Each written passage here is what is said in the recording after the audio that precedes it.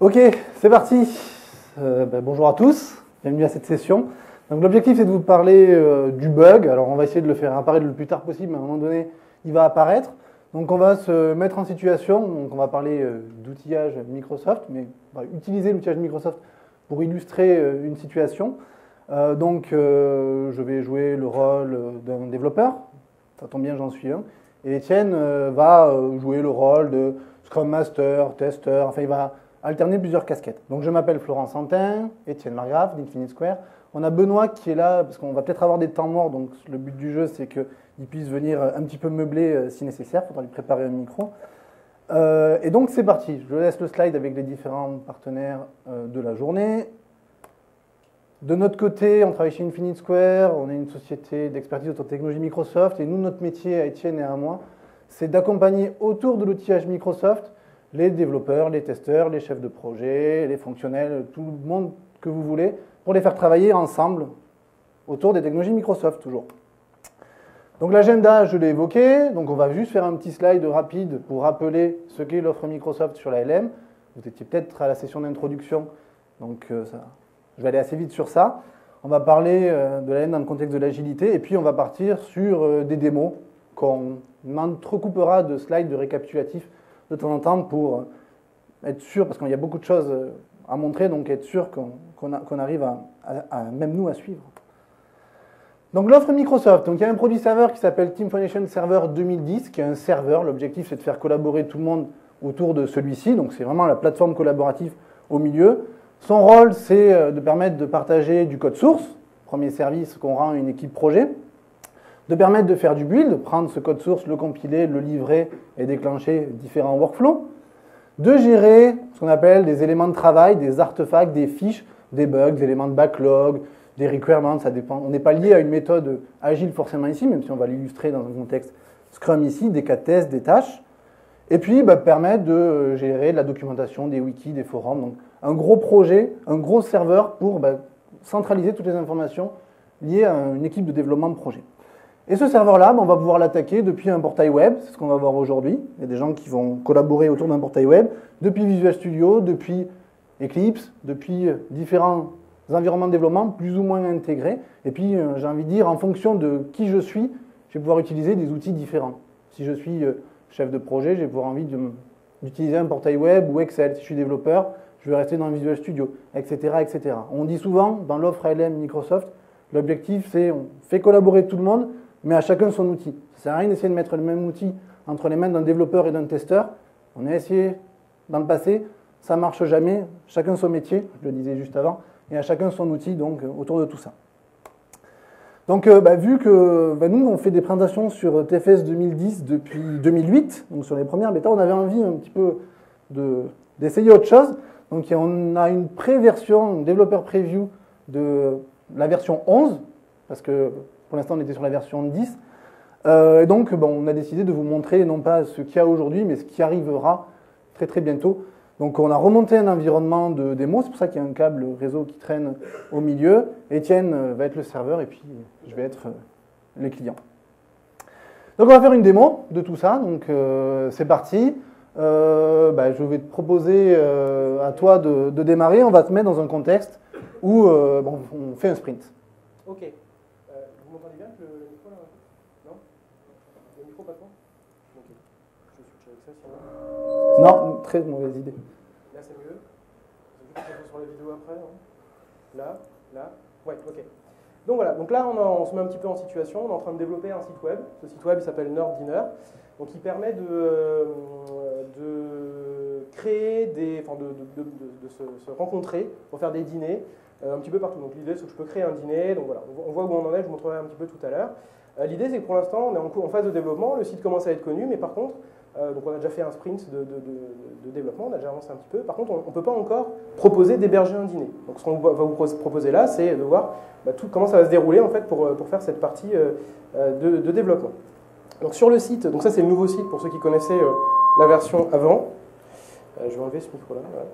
Pour ceux qui connaissaient la version avant, là, ça a un petit peu changé.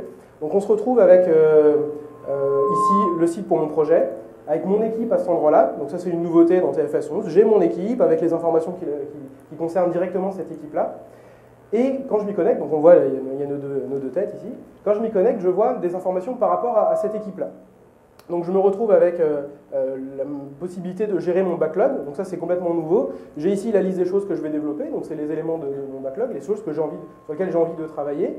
Je peux très facilement rajouter un nouvel élément du backlog, donc en tant que merde, je veux pouvoir, je sais pas, me m'authentifier avec Facebook. Avec Facebook, voilà. Et simplement en appuyant sur Entrée, ça va le rajouter dans TFS. Donc là, j'enrichis en fait mon backlog avec des informations. J'ai la possibilité de les réordonner, donc ça c'est pas très urgent parce qu'on peut déjà se connecter sur le site. On va le mettre tout en bas, comme ça on le fera plus vers la fin. Donc maintenant, ce que je vais faire, on voit que dans le passé, on avait déjà travaillé sur le sprint 1. Ce que je vais faire, c'est que je vais initier le sprint 2. Donc pour ça, je vais prendre les différents éléments que je veux mettre dans ce sprint-là. Donc je sais qu'on peut faire à peu près 30 points, je crois, dans une itération. Enfin, en moyenne, on a fait ça par le passé. Donc 30 à 50 points. Je me suis trompé. 50 points, j'ai mal fait la somme. Donc ce qu'on va faire, c'est que je vais prendre les deux premiers éléments de mon backlog et on les assigne au sprint 2. On s'était plus ou moins mis d'accord déjà avant sur ça. Donc on voit qu'au niveau de TFS, c'est une information ici. Hein, c'est dans la release 1 et dans le sprint 2 de la release 1. Et je peux ensuite aller directement là-dedans. On a déjà préparé un petit peu les choses, parce qu'en fait, ce qu'on voit, c'est que je retrouve ici mes deux éléments, les deux choses que je veux développer, avec des tâches de développement. Donc, c'est les deux tâches qui sont là, les deux choses qui sont là, c'est les actions à réaliser pour que ça soit implémenté dans l'application. Donc, ce qui se passe, c'est qu'à cet endroit-là, directement, j'ai la possibilité de rajouter une tâche de développement, ce que je veux faire sur cette chose. Je veux pouvoir héberger un dîner, et ça va être ajouter l'interface de saisie d'un dîner. Voilà. Donc imaginons qu'il reste 4 heures de travail, enfin il y a 4 heures, qu'est-ce que tu en penses? Ouais. Pas mal. 4 heures de travail, on va aller un petit peu plus vite aujourd'hui par contre. Voilà, donc j'ai la possibilité de faire ça. Ce qui est nouveau également dans la version 11, c'est que je peux définir ce qui est capable de produire mon équipe. Donc en fait, je peux dire, voilà, dans cette itération-là, on voit d'ailleurs il y a une notion de date, du 5 décembre au 9 décembre, dans cette itération, Étienne peut travailler 6 heures par jour dans la partie test, et puis Florent, il peut travailler, mettons 9 heures, parce qu'il a travaillé un peu plus quand même, dans la partie développement. Je suis en congé. Comment? Je suis en congé. Et en plus, il va être en congé, c'est pour ça qu'il travaille un peu plus. Mais il va être en congé jeudi, de mémoire, c'est ça? Voilà. Donc ça, toutes ces informations que je suis en train de saisir, elles vont me permettre de calculer automatiquement le graphique de burn down. Donc les informations vont être utilisées pour me générer ces informations. Donc je sauvegarde ça. Je vois également à droite que je vois que Florent a déjà des choses qui lui sont assignées. Donc on voit qu'il a déjà 6 heures de travail assignées, mais on avait préparé un petit peu à l'avance. La deuxième nouveauté qu'on a par rapport à ça, c'est qu'on a maintenant directement dans l'interface web quelque chose qui me permet de visualiser les mêmes informations mais sous forme de post-it. Donc c'est vraiment la même chose mais sous forme de différents post-it. Ça peut s'utiliser en tactile, bon là j'ai pas d'écran tactile mais ça pourrait s'utiliser. Donc voilà, je peux déplacer mes différents éléments pour chacun des éléments de mon backlog, mes différentes tâches, et ça va les assigner dans TFS au nouvel état. Voilà, donc, tout simplement je peux faire comme ça. Je peux également revisualiser le détail de la tâche et puis l'assigner à Florent parce que quand même il faut qu'il travaille un petit peu et qu'il avance sur ça. Voilà, donc ce que je te propose, c'est de nous montrer l'implémentation. Donc moi, quand j'arrive le matin au travail, on passe un petit peu de temps sur l'interface web, mais lancer un navigateur web pour savoir ce que j'ai à faire, collecter des bugs ou autre, c'est pas ma passion. Quand j'arrive le matin, j'ai envie de lancer mon outil de dev, Visual Studio par exemple, et rester dedans et finalement ne plus en sortir. Il y en a qui lancent Outlook, il y en a qui lancent Excel. Moi, c'est Visual Studio et moi, je me balade entre différents outils. Mieux je me porte pour pouvoir me concentrer sur ma valeur qui est le développement. Donc l'idée, c'est que je vais lancer Visual Studio. J'ai ici Nadine qui s'appelle Team Explorer. Je me suis connecté à mon projet. Ici, je retrouve mon ordinateur. Et puis, je vais aller m'intéresser à finalement quel est mon travail en ce moment. Donc là, je vais faire un petit rafraîchissement. Je vois que j'ai plus de son. Je vois que j'ai 3 tâches de développement qui m'ont été assignées. Donc elles sont en gras, donc ça veut dire qu'elles sont nouvelles. Je ne les ai pas consultées dans le passé. Donc je vais en ouvrir une et puis je vais voir ce que Étienne a saisi en web de manière un petit peu plus détaillée. Je vais pouvoir avoir des informations ici, je vais pouvoir avoir des échanges autour de cette information. On est vraiment sur une base de communication, sauf que lui a travaillé en web et moi je travaille dans Visual Studio ici. Donc je vais m'intéresser à celle que tu m'as citée, ajouter l'interface de saisie d'un dîner, donc qui n'est pas du tout détaillé. On va imaginer que je comprends ce que tu veux dire, parce que là, c'est pas très clair. Tu vas m'aider. Et donc, je vais juste dire ici, tiens, moi, je vais me mettre à travailler sur cette tâche-là. Donc, je vais la rajouter dans le time progress. Donc, on peut imaginer que le tableau de post-it virtuel s'est mis à jour. Et puis, je vais commencer à travailler dessus. Alors, pour travailler dessus, qu'est-ce qu'il me faut? Il me faut accéder à mon code source. Donc je vais faire ceci, je vais revenir ici sur ma page d'accueil, je vais demander à avoir mon contrôle de code source, je vais obtenir la dernière version, ce que j'ai fait au préalablement, et puis je vais lancer ma solution pour pouvoir commencer à coder. Là, je suis dans mon monde. Donc, je vais passer en mode solution, j'ai la dernière version de mon code source, et puis je vais aller implémenter ta fonctionnalité de mémoire C5, create. Voilà, donc on n'est pas là pour voir du code, hein, donc on va juste imaginer que c'est ça. Facile le travail de développeur. Ouais, ça va comme ça. On va vérifier que ça compile quand même. Donc c'est du web, donc ça aurait été la bonne occasion de reboucler avec la session d'avant, faire un petit test web pour m'assurer que j'ai rien cassé à ce moment-là, et puis même éventuellement exécuter les tests unitaires. Donc j'en ai quelques-uns ici. Hop, faut que je refasse une petite compilation ici. Donc c'est la nouvelle fenêtre pour ceux qui connaissaient l'ancienne version. Et puis s'ils ne veulent pas apparaître, c'est pas grave. Hop, ici, ça charge. Ça charge. Voilà. On les verra plus tard, peu importe. Donc j'ai terminé, il voilà. Allez, un petit run all, vu que ça a déjà compilé. Et donc ça c'est juste, je me prépare à faire mon archivage, j'ai terminé mon travail, donc j'exécute mes tests à ce moment-là. Pendant que ça s'exécute, en fait cette interface elle a été complètement revue dans la nouvelle version. Ça gère beaucoup plus de framework de test que ça n'en gérait avant, en standard dans l'outil. En tout cas, ça peut être implémenté au niveau Visual Studio directement. Effectivement, on était limité au framework de Microsoft dans le passé. Ça va moins être le cas. Et donc, je reviens dans mon outil, je me réintéresse à mon travail en cours, my work. Et puis là, qu'est-ce que je vois? Je vois que je suis toujours en train de travailler sur cette tâche-là, et puis j'ai commencé à modifier du code ici. Donc, il a noté tout le code que j'avais modifié. Donc, j'ai terminé mon travail. On n'a pas de bug pour l'instant, je l'espère. Donc, je vais me contenter ici de faire un check-in. J'ai terminé. Tâche terminée. Ce qui est intéressant, c'est que je n'ai pas besoin de trop détailler mon commentaire. Un petit peu suffit parce que mon archivage va être lié à ma tâche ici. Donc, on sait que cet archivage, il va être rattaché physiquement à ma tâche numéro 16 ici qui correspondait à l'interface ici. Donc, mon archivage est documenté par l'élément de type tâche que j'ai choisi. J'archive, je pousse dans le serveur. On pourrait imaginer avant l'intégration continue, on a vu du build juste avant. On ne va pas aller jusqu'à ce niveau de détail, ce n'est pas l'objectif. Ici, je vais lancer à la main une build, donc je vais revenir ici dans mon projet actuel. Je vais voir si des builds ont été préparés ici, et puis je vais demander à en déclencher une nouvelle, comme juste avant. Donc là, c'est côté serveur, donc ça revient du côté d'Étienne. Je vais juste faire un petit slide pour récapituler ce qu'on a fait. Étienne. Donc, premier scénario simple, il n'y a pas de bug pour l'instant.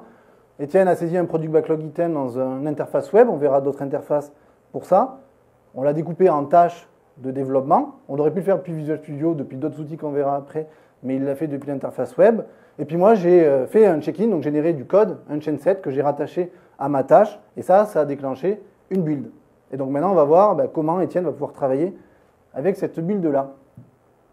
Je te laisse switcher ? Tout à fait. Alors, donc juste au passage, je vous montre que comme c'est des informations qui sont centralisées au même endroit, c'est les mêmes informations que Florent voit dans son Visual Studio. C'est centralisé, donc on le voit aussi à cet endroit-là. Si je rafraîchis cette interface, je vois que le post-it a été déplacé au niveau de son état. Alors, je vais changer d'outil. Je vais aller dans un outil qui s'appelle Microsoft Test Manager, qui existait déjà dans la version 2010. C'est l'outil en fait qui est dédié aux testeurs fonctionnels. Donc à l'origine, c'est prévu pour ça. Donc l'idée, c'est que je peux créer un plan de test. J'en avais déjà un pour le sprint 1, je vais en faire un pour le sprint 2. Donc je me crée mon plan de test, je m'y connecte. Voilà, donc j'arrive dans cet outil-là, alors qu'on ne connaît pas forcément, vous l'avez peut-être vu dans la session d'avant, mais en tout cas, c'est cet outil-là qui me permet normalement de m'organiser. Donc je peux rajouter mes exigences, mes fonctionnalités, décrire comment je vais les tester et exécuter mes tests. Sauf que de temps en temps, dans un projet agile, on n'a pas forcément envie de prendre le temps de décrire l'information à l'avance, on va le faire au fur et à mesure qu'on veut valider quelque chose. Donc, on viendra sur ça un petit peu plus tard. Avant de commencer à faire mes tests, je vais d'abord configurer mon plan de test. Donc, très simplement, je choisis une configuration d'exécution, vous verrez après à quoi ça sert. Et ce que je vais faire, c'est que Florent a lancé une build tout à l'heure, je vais indiquer... Elle est arrivée. Qui s'est terminée en parallèle. Elle est arrivée ici, donc c'est celle-là. Et j'ai la possibilité de l'assigner à mon plan de test. Donc ce que je fais, c'est que j'indique à TFS que je suis en train de valider, ce que je vais valider maintenant, c'est cette version-là. Ce qui fait que toutes les informations que je vais saisir vont être associées à ça. Donc une fois que j'ai fait tout ça, je vais aller dans l'onglet test ici, donc qui pourrait me permettre d'exécuter une campagne de test qui a été prévue déjà en avance. Ce que je vais faire, moi, simplement, c'est que Florent m'a dit qu'il a implémenté la nouvelle fonctionnalité. Donc, je vais explorer cette fonctionnalité et voir ce qu'il a fait, pour potentiellement lui remonter une anomalie si jamais j'en trouve une. Donc je sélectionne simplement ma fonctionnalité qui, pareil, vient de TFS. Je demande de l'explorer. Et là, ce qui se passe, c'est que mon outil va se transformer dans quelque chose qui va me permettre d'accompagner mon exécution. Donc c'est cet outil qui se présente ici. Alors je vais fermer juste mon navigateur. Voilà. Hop. Donc cet outil qui se présente ici, qui va m'accompagner dans l'exécution. Donc je démarre mon test, j'ai rien qui est indiqué puisque j'ai simplement demandé d'explorer ma fonctionnalité. Donc pour l'instant, je n'ai pas de plan prévu. Donc je sais simplement où elle est. Je démarre mon navigateur web. Je vais me connecter sur mon site. C'est le premier chargement, on va attendre qu'il se charge. Et donc en fait, ce qui va se passer, c'est que pendant que j'exécute mon test, j'ai la possibilité ici de donner des commentaires. Donc là, un peu long. Un peu long au démarrage. Je sais que tu adores quand je mets ce genre de messages super explicites. Qui servent à rien. Hein. Donc je vais demander de me connecter. Voilà. Alors, j'ai pas de compte, donc je vais d'abord m'enregistrer un compte. Étienne. Voilà, comme ça tout le monde voit mon mail. Voilà. Je me connecte sur l'application. Ça se passe bien. Je pourrais indiquer que ça se passe bien, mais je préfère dire que quand ça ne va pas. Je vais dans HostDinner, et donc tout à l'heure, il y avait juste du texte. Hein, là, ce qu'a décommenté Florent, on le voit apparaître ici. Je peux créer mon dîner. Donc mon dîner, ça va être un dîner. La description, c'est un dîner super. L'adresse, ça va être à Seattle. Voilà. Puis les informations de contact, c'est etienne@moi.com. Voilà, donc je clique sur Save pour enregistrer mon dîner, et donc on a un problème. Donc là, il y a un bug qui arrive sur l'application, ça n'a pas fonctionné, un petit message d'erreur un petit peu user-friendly, qui ne me parle pas vraiment, parce que je n'ai même pas de traces, je ne sais pas ce qui se passe. Donc ce que je vais faire, c'est que je vais prendre déjà une capture d'écran, pour bien lui prouver que j'ai eu le problème, parce qu'on sait que les développeurs, des fois, ils ne croient pas trop les testeurs. Donc je vais simplement lui indiquer que j'ai bien un problème. Je prends ma capture, elle est automatiquement rajoutée dans mon résultat. Et maintenant, ce que je fais, c'est que via l'outil, je clique sur Créer un bug. Et là, en fait, pendant que j'enregistrais mon test, donc c'est pour ça que j'ai sélectionné au début en fait, des paramètres de test, pendant que j'exécutais mon test, il a enregistré tout ce que je faisais. Donc là, on voit, alors c'est un petit peu technique, hein, mais on voit où j'ai cliqué, dans quoi j'ai tapé du texte, etc. Je vois ma capture d'écran qui se met au moment où je l'ai saisi, puis j'ai des informations que Florent vous montrera tout à l'heure. Donc je vais simplement rajouter ce bug. Tout ce que j'ai à faire, c'est donner un titre et lui assigner. Donc ça va être un bug très clair. sur les dîners. Je te remercie. Voilà, c'est très clair. De toute façon, tu as toutes les informations dedans, donc ça devrait aller. Je l'assigne à Florent. Et alors, là, je ne suis pas parti d'un cas de test. Par contre, j'aimerais bien pouvoir le revérifier facilement et savoir ce que j'avais fait, parce que je ne m'en souviendrai pas forcément quand il l'aura corrigé. Donc ce que me propose l'outil maintenant, c'est de transformer ce que je viens de faire en cas de test. Comme ça pérennise un peu les choses et je le récupère derrière dans ma batterie de test de nos régressions. Donc je vais l'appeler création d'un dîner, et je sauvegarde et j'enregistre, et j'arrête mes tests. Florent, je te propose de montrer ce que tu récupères de ton côté. Alors moi, je suis toujours dans mon outil, hein, donc je me contente de rafraîchir, voir si j'ai du nouveau travail qui m'a été assigné. Je vais aller dans MyWorks, ici, et je vois effectivement que j'ai un bug qui est apparu, donc il m'a été affecté. On a passé l'étape d'affectation et de triage, mais en tout cas, je récupère mon bug à ce niveau-là. Comme tout à l'heure, mon travail, ça va être d'en prendre compte. Donc, je vais double-cliquer pour regarder le contenu. Je retrouve dans Visual Studio ce que le testeur ou le fonctionnel, ou peu importe, ce que quelqu'un m'a remonté. C'est quelqu'un qui n'est pas technique, mais pourtant, il m'a remonté plein d'informations qui vont être utiles pour travailler. Effectivement, la liste des opérations qu'il a faites, ok, c'est pas mal. La capture d'écran, effectivement, ça me sert beaucoup. Mais également ici, je vais retrouver, dans le détail, ces clics, peu importe. Je vais retrouver la vidéo, et on aurait pu avoir le son d'ailleurs, de ce qu'il a fait exactement pour resituer son scénario de test et d'exploration du moins. Ici, donc je passe, mais ça va m'aider.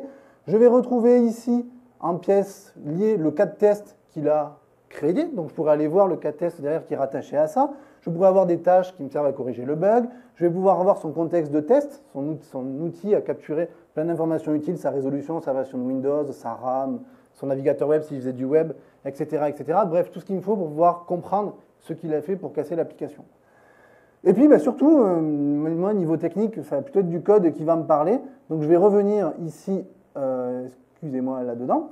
Et j'ai un log ici qui va être assez gros, qu'on appelle le log d'IntelliTrace, qui va me permettre de débugger, finalement, ce qu'il a fait.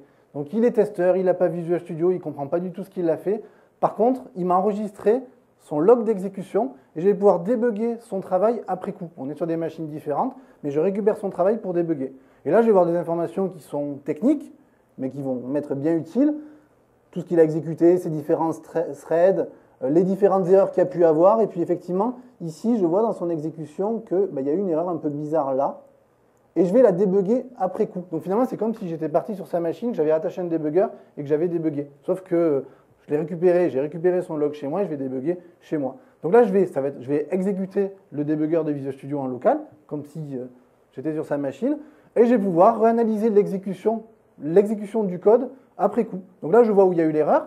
Je suis arrêté ici dans la ligne de code où il y a eu un souci. J'aurais pu remonter en arrière, explorer, je vois la liste de tous les événements qui ont été exécutés ici. Bref, plein d'informations utiles. Et là, je vois bien que l'erreur, elle a été ici, parce qu'il y a un nul, donc il y a eu une exception, et ça ne devrait pas être nul à ce niveau-là. Donc je vais arrêter le mode debug, et puis je vais corriger ce truc-là. Allons-y. Donc, attention, c'est un fixe dont je suis sûr à 99%. New RSP, donc je vais créer un objet, peu importe. Et puis, en fait, alors j'ai oublié de dire, excusez-moi, que j'étais en train de travailler sur ce bug-là, qui correspond à cette modification. Et puis là, je suis sûr, mais finalement, on parle de collaboration autour de ce bug-là. Je ne suis pas sûr à 100%, donc je vais quand même avoir, avant d'archiver ce code-là, je vais avoir l'avis de quelqu'un d'autre. Peut-être que si on avait laissé nul ici, il y avait une raison. Donc je ne vais pas exécuter mes tests, mais en tout cas, j'aimerais bien savoir pourquoi. Donc plutôt que de faire un check-in comme j'ai fait tout à l'heure, je vais ici demander une revue de code. Donc je vais dire, hop, j'archive pas, je mets de côté. Je vais mettre sur étagère, je vais mettre de côté. Et puis je vais demander à Étienne, qui va de nouveau changer de casquette, de me faire une revue sur ce bug, sur mon fixe. Je ne suis pas sûr à 100%. Qu'en penses-tu? Et puis je vais lui soumettre une requête ici. Donc tout est lié. Donc j'ai un gros package, mes modifications, le bug que je suis en train de corriger. J'ai tiré avec tout ce qu'il y a, donc il peut récupérer les mêmes informations. Vas-y, débrouille-toi et dis-moi ce que tu en penses. Alors, donc moi je suis dans mon Visual Studio, pareil. Donc là je passe en mode développeur. Je vais dans mon travail, et dans mon travail, alors je n'ai pas de tâches à réaliser, par contre je vois la demande qui vient de Florent. Donc, ici, là, je retrouve cette demande-là, et si je double-clique dessus, je l'ouvre. Donc je ne suis pas forcément dans le contexte au moment précis, donc j'ai toutes les informations. Potentiellement, on peut être plusieurs en train de revoir ce code, on pourrait y avoir plusieurs relecteurs. Donc je vois que là, je suis tout seul. Je peux voir à partir de quoi ça vient, donc si je l'ouvre, j'ai les mêmes informations qu'il avait, d'où ça venait, quel était ce qui avait été remonté par le testeur. Et surtout, j'ai la possibilité de voir donc, sa demande. Je ne suis pas sûr à 100%, ça pourrait être plus précis, hein, mais en l'occurrence c'est ça. Et la liste des fichiers sur lesquels il a travaillé. Donc là, on n'est pas encore passé par le contrôleur de code source, hein, ce n'est pas à partager avec tout le monde, c'est juste mis sur étagère et on se le passe comme ça entre nous. Si je clique sur ce fichier-là, on arrive, alors pour ceux qui connaissent, hein, là c'est le nouveau comparateur de fichiers en fait, dans Visual Studio 11. On arrive ici et je vois que la ligne qu'il a modifiée c'est celle-là, donc la nouvelle c'est celle qu'il a mis en dessous. Alors j'ai la possibilité de dire, alors sur ce code-là, je vais mettre un petit commentaire. Voilà. Alors, franchement, c'était ça l'erreur. Forte valeur ajoutée une fois de plus. Voilà. Et puis, au global, je vais mettre, ça me semble pas mal. Voilà. Donc, on a la possibilité comme ça de mettre des commentaires. Là, on va faire qu'un seul aller-retour, mais on pourrait échanger plusieurs fois, parce qu'il a la possibilité de répondre. Et je pourrais voir les différentes informations au fur et à mesure et échanger sur ça. Donc, moi, je pense que c'est bon. Donc, ce que je vais faire, c'est que je vais arrêter la revue de code, et puis je vais lui dire que ça me paraît pas mal, hein, looks good. Je pourrais la refuser, il aurait cette information-là directement chez lui. Si on repasse chez toi... je vais faire un refresh, hein. Moi, de toute façon, je suis tout le temps dans la même fenêtre. Je vois ici que tu n'as pas encore poussé ta modification. Ici. Donc, je vais pouvoir voir ici qu'il a fini sa review.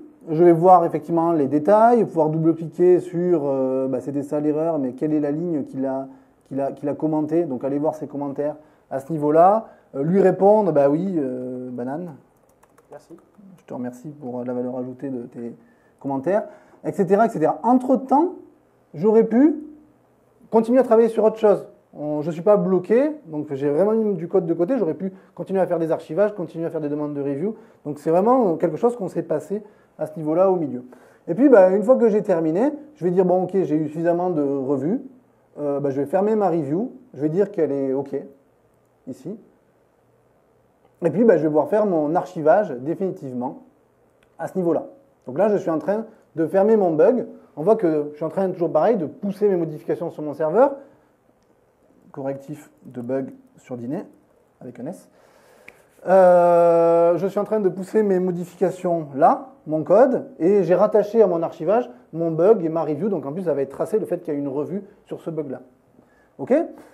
Je check-in, je l'envoie sur le serveur, et puis bah, comme tout à l'heure, je n'ai pas activé l'intégration continue, donc je vais faire une build manuelle pour t'envoyer tout ça. Donc je vais retourner ici, je vais retourner dans mes builds. Je vois que tout à l'heure ma build s'est exécutée il y a 12 minutes, et donc je vais en envoyer une nouvelle. Et donc bah, ça va arriver dans 30 secondes, tu auras une nouvelle build. Alors en attendant les 30 secondes, donc on parle de bugs. Là on a vu deux interfaces pour saisir les bugs, enfin, potentiellement. On a l'interface web, on a Visual Studio, donc ça fait 3 en fait. Et puis on a Test Manager qu'on a vu juste avant. Mais on n'a pas forcément ces outils-là, et peut-être que de temps en temps on a envie d'en utiliser d'autres. Donc notamment Excel qui est utilisé par ailleurs hein, de temps en temps pour saisir des anomalies. La différence c'est que là on a un onglet qui va nous permettre de nous connecter à TFS, au serveur centralisé. Donc je vais lui demander de récupérer une liste à partir du serveur TFS. Voilà. Donc j'ai ici une vue hein, qui s'appelle All Bugs, qui me remonte tous les bugs qu'il y a dans mon serveur. Je vais retrouver celui que je viens de créer, puis je peux en créer un nouveau. Donc là, je vais faire un bug factice. Voilà.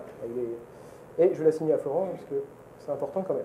Donc c'est de l'asynchrone, je peux travailler ailleurs, dans le train, en réunion, et puis me rebrancher ensuite à mon poste, et publier mon résultat directement, et ça arrive dans le serveur TFS. Donc on le verra ensuite dans Visual Studio, et partout. Donc ça, par exemple, c'est très pratique si vous avez des utilisateurs à qui vous ne voulez pas ouvrir votre référentiel de saisie de bug. Vous avez peur, vous savez qu'un bug sur 2 n'est pas bon, donc vous voulez vraiment être sûr que vous requalifiez à la main au milieu. Bah, vous leur envoyez des fichiers Excel, ils remplissent, ils vous renvoient ça, et puis bah, vous allez consulter, enlever des lignes, et vous allez publier vous-même. Donc ça permet également, comme ça, de marquer une rupture dans le cycle de collecte, sauf que bah, l'avantage, c'est que Excel, quasiment même tout le monde, sait l'utiliser. Donc c'est un outil de collecte qui est très très simple et qu'on synchronise avec Team Function Server à ce niveau-là. Mais là, c'est pas fini, parce qu'on a fait la code review. Le code review, on a vu qu'effectivement, ça avait l'air plutôt pas mal. En plus, tu n'as même pas testé, je t'ai vu. Mais il faudrait peut-être qu'on puisse quand même valider, que le testeur puisse valider ce qui a été corrigé. Donc pour faire ça, je reviens dans l'outil Test Manager, dans lequel j'ai ici un onglet qui s'appelle Suivi, où j'étais tout à l'heure, c'était peut-être un petit peu rapide, où j'avais eu la possibilité d'assigner la build qui était la 5, la point 5. Là, j'ai la point 6 qui est arrivée. On m'indique ce qui est inclus à l'intérieur. Ça tombe bien, je veux vérifier ce qu'on a corrigé dans ce build-là. Et je vais l'assigner à mon plan de test. Je vais ensuite retourner dans l'onglet de test, et cette fois-ci, je ne me mets pas dans un test explorateur, parce que je l'ai déjà fait une fois. Je vais dans l'onglet vérifier les bugs. Je regarde tous les bugs qui ont été créés par moi. Donc je retrouve celui-là, je vois qu'il est inclus dans cette version-là, tout simplement. Et bah, aussi simplement que ça, je vais simplement demander de vérifier que le bug est bien corrigé. Donc là, comme on avait créé le cas de test, et qu'il y a un lien qui est fait entre le bug et le cas de test, c'est ce cas de test qui est rouvert directement dans cet outil-là. Donc la différence par rapport à tout à l'heure, c'est que j'ai un suivi des différentes actions. Donc là, j'aurais pu le modifier par la suite, le retravailler un petit peu. Là, c'est celui qu'on a eu tout à l'heure. Et je sais exactement ce que j'avais fait. Donc si c'est l'itération suivante ou 3 itérations après, 3 sprints après, je me souviens de ce que j'avais fait et je peux le retrouver facilement. Donc là, je pense qu'on va épargner la réexécution complète. Alors, imaginons que ça a bien fonctionné, voilà, je vous évite le test en entier. Ça a bien fonctionné, on a validé chaque étape. Donc au passage, pour ceux qui ne connaissent pas, on peut valider étape par étape. C'est exactement la même chose que ce qu'on avait tout à l'heure. Il y a une vidéo, il y a l'IntelliTrace, on peut remonter un bug, c'est vraiment le même. Il préenregistre ce que tu fais pour me permettre de générer un test d'interface graphique automatisé. Donc je peux générer par code ce que tu es en train de faire. Tout à fait. Voilà, donc on pourrait faire toute cette partie-là, qui permettrait ensuite de pérenniser un petit peu ça, et puis d'avoir une version automatisée du test qui s'exécuterait à chaque build. Toutes les nuits, par exemple. J'enregistre, je dis que j'ai terminé, j'enregistre ça, et là en fait, comme je suis dans une phase de validation, j'ai la possibilité de dire que mon bug, il est bien corrigé, je suis d'accord avec la correction, je peux mettre un commentaire si je veux, qu'on retrouvera ensuite dans l'historique, et je vais simplement sauvegarder, et j'ai rien d'autre à faire, et mon bug maintenant est marqué comme corrigé. Si jamais il n'avait pas été corrigé, je l'aurais remis en état actif, et là il est réassigné directement au développeur qui l'avait marqué comme corrigé, pour lui dire, bah non, il y a encore un peu de travail, c'est pas terminé, il y a encore des choses à faire. Donc voilà sur ces aspects-là. Je vais faire un petit récapitulatif. Tout à fait. Parti. Donc, tout à l'heure, on avait ça. C'était sur quelque chose de simple. On est resté autour de la nouvelle build. Donc, on est parti de la build, pour récapituler. Étienne est parti à sélectionner cette build depuis son poste de testeur, sans avoir d'informations techniques. La build était à sa disposition. Il a fait un test d'exploration. Donc, il a cherché, sans forcément de test structuré derrière. Il a trouvé un problème, donc il a créé une fiche de bug. Et puis là, via son outil pour les testeurs, donc TestPro. À partir de cet outil, il en a également profité de manière automatique pour créer un cas de test qui lui permettra par la suite de retester son scénario, de retrouver son bug, de reproduire son bug. Donc il a créé ces deux informations d'un coup à partir de son exploration. Donc il a figé tout ceci. Moi, qu'est-ce que j'ai fait ? J'ai écrit du code. Et puis, j'ai fait une demande de review. Donc, sauf que mon code, je n'étais pas sûr à 100%.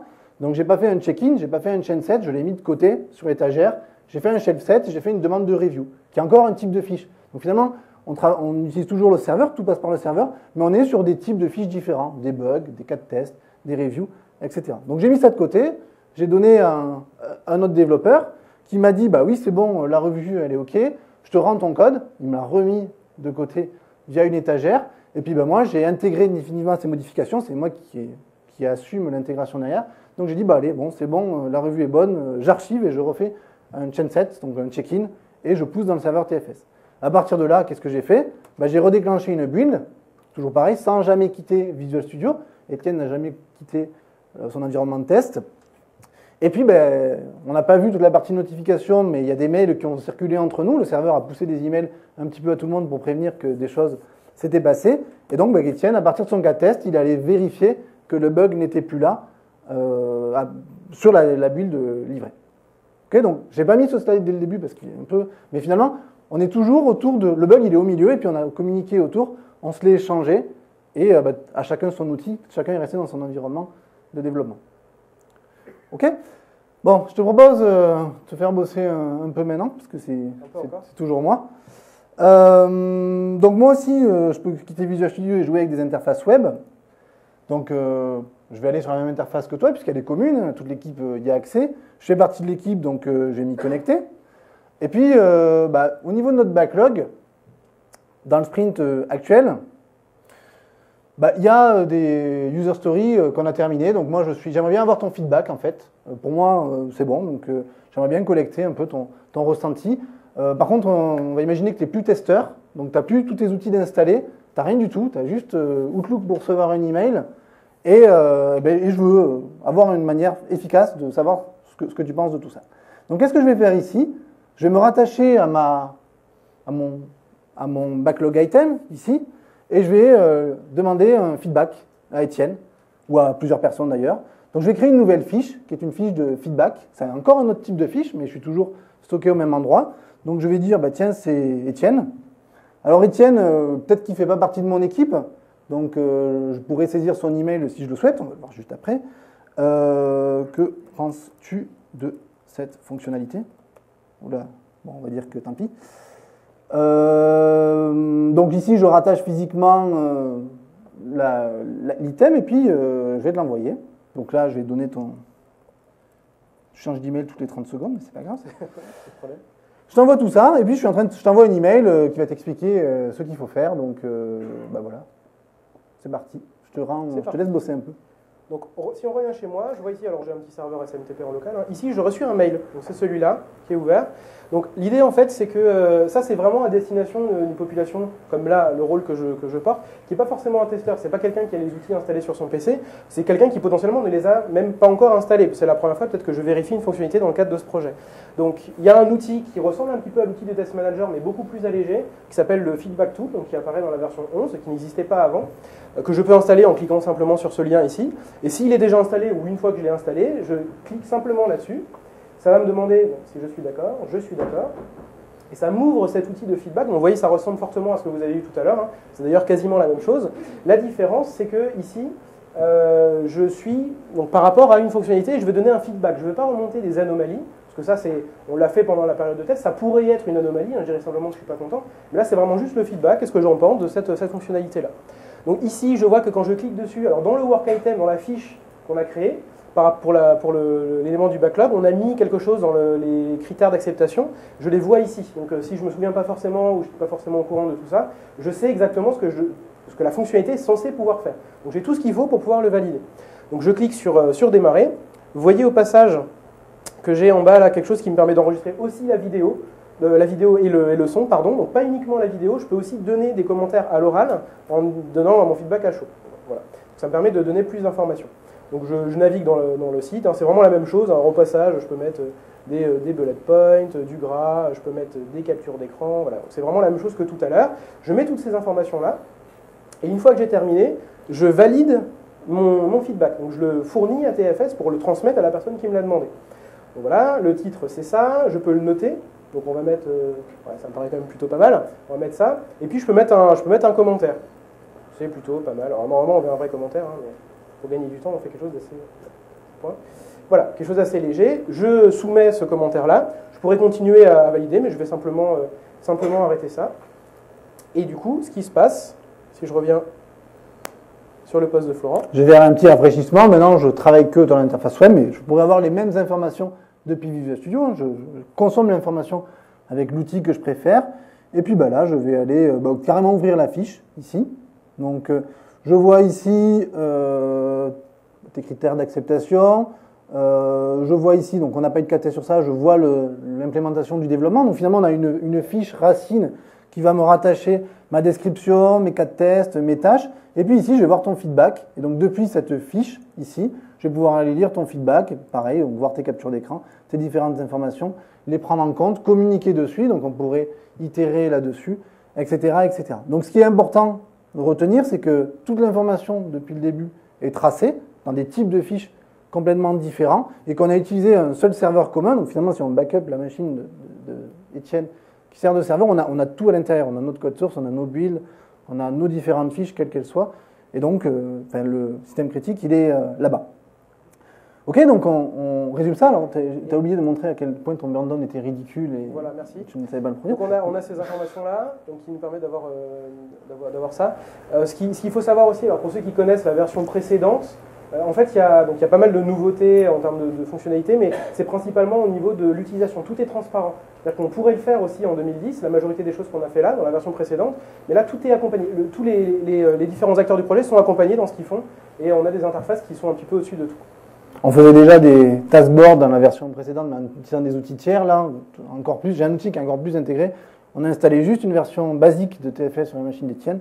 Et ça nous permet de tout faire à ce niveau-là. Je pourrais explorer mon contrôle de code source depuis l'interface web, je pourrais déclencher des builds depuis l'interface web, je pourrais me créer des nouvelles alertes, etc. etc.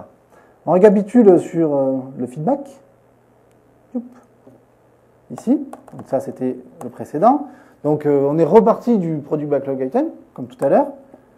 Donc j'ai fait une demande de feedback et puis tout simplement j'ai eu N réponses par rapport à ça. Donc à ce niveau-là, on aurait pu avoir des bugs qui se créent et revoir l'apparition de notre bug précédent juste avant. Tout étant fait justement pour éviter les bugs et ne pas être content. On a 5 minutes d'avance, donc quelques références pour continuer. Benoît, c'est peut-être le moment de nous parler de ton site web.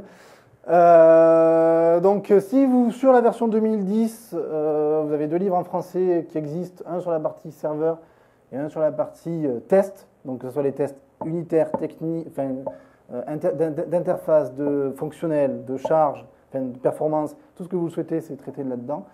Puis vous avez l'email d'Étienne pour toute question. Et puis le site de Visual Studio à suivre pour toute l'actualité.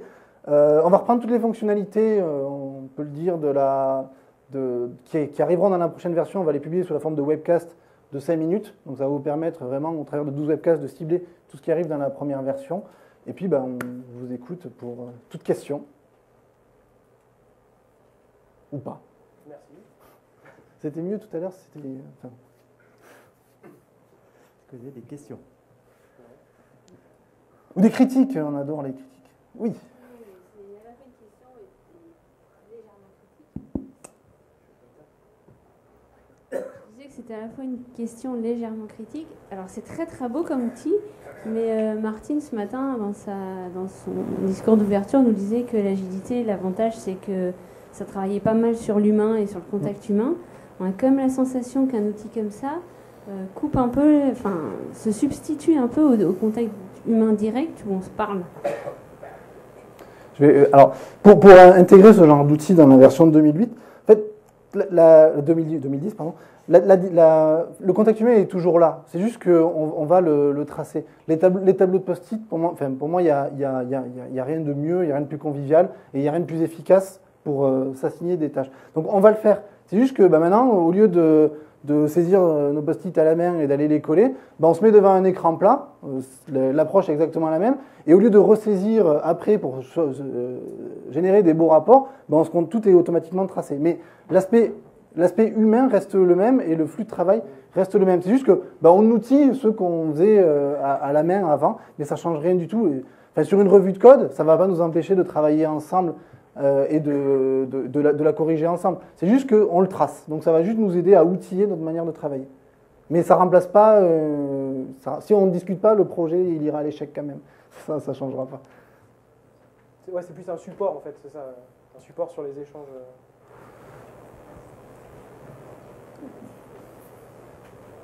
D'autres questions, feedback On vous donne l'outil.